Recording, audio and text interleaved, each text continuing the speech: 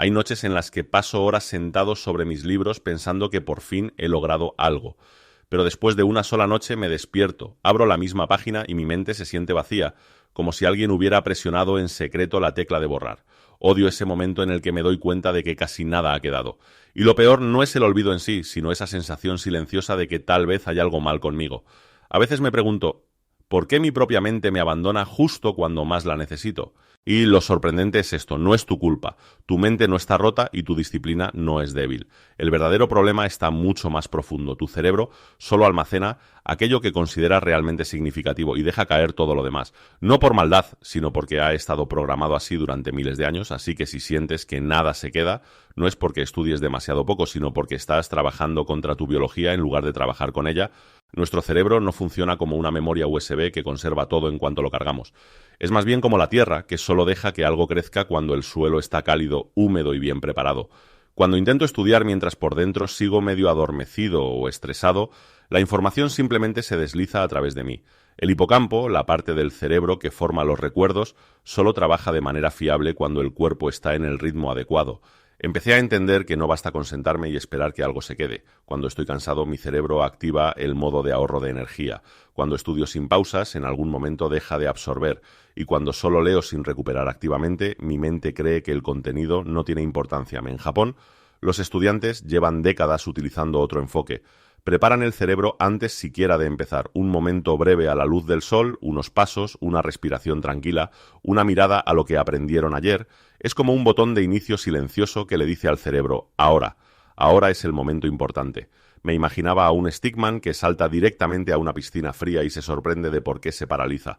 Eso es exactamente lo que hago cada vez que intento estudiar sin tener en cuenta mi estado interno. Y solo cuando comencé a entender ese estado, comprendí que recordar no tiene que ver con talento, sino con ritmo. El conocimiento no permanece porque nos esforcemos, sino porque facilitamos que el cerebro pueda retenerlo. Cuando entendí esto, algo dentro de mí se aflojó. Durante años pensé que simplemente era alguien que no sabía retener información o que me faltaba algo esencial, pero eso nunca fue cierto. Solo era alguien que trabajaba contra el ritmo natural de su propia mente.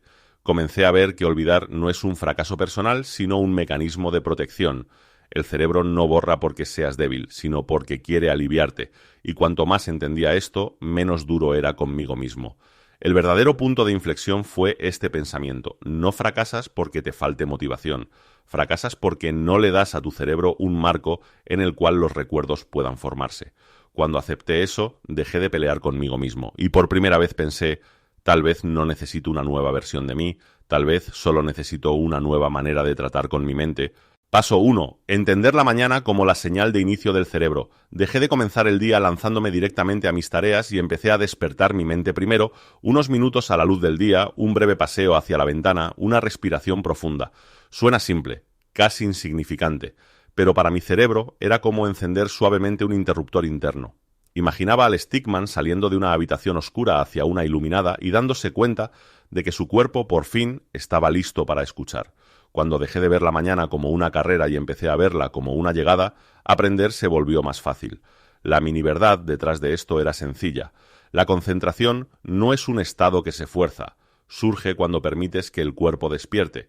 Paso 2. Empezar con el ayer antes de abrir el hoy. Antes siempre comenzaba directamente con material nuevo y me sorprendía de que todo se mezclara.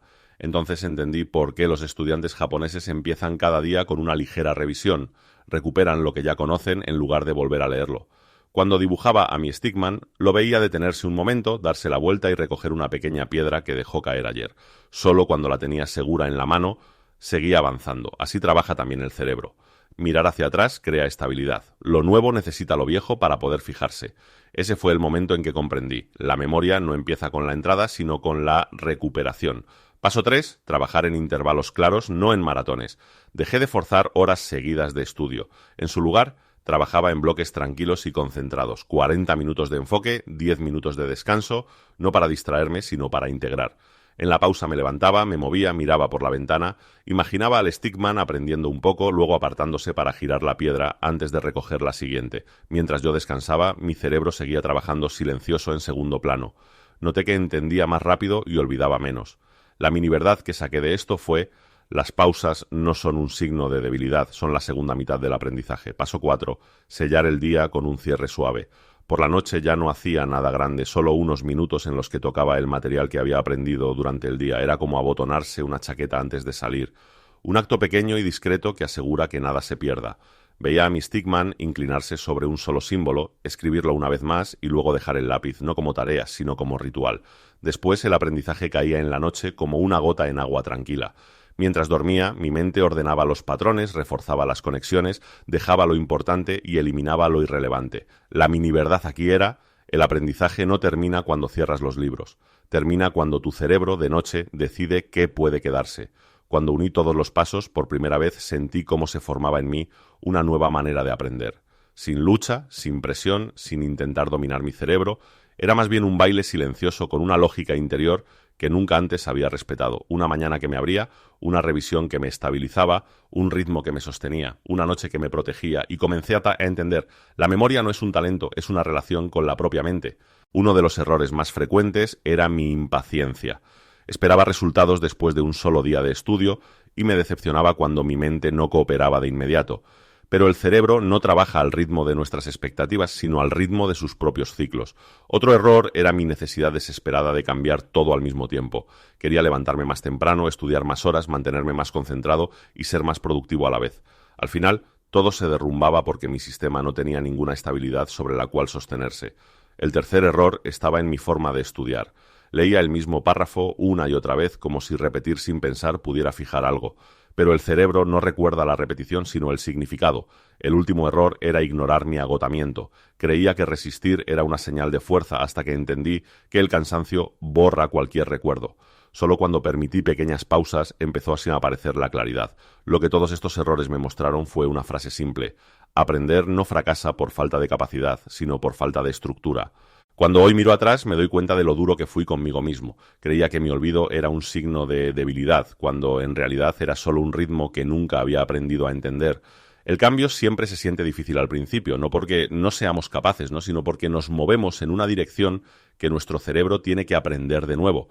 No tienes que demostrar nada, ni superar a nadie, no tienes que funcionar perfectamente cada día, basta con que te alinees suavemente, con que des un solo paso pequeño que te acerque a lo que deseas ser.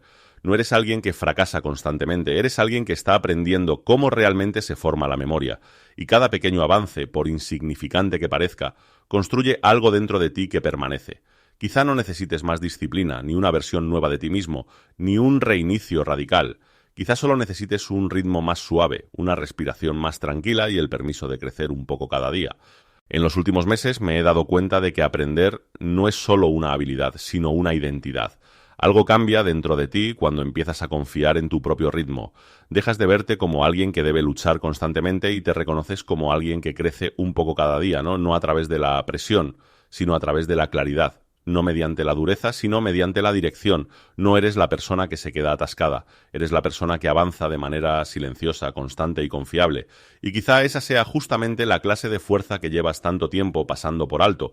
Si sientes que este viaje ha movido algo dentro de ti, entonces quédate con él. Aprendamos juntos, no a ser más duros, sino más sabios. Y si quieres, acompáñame para que paso a paso construyamos una vida que no se pierda, sino que se recuerde a sí misma.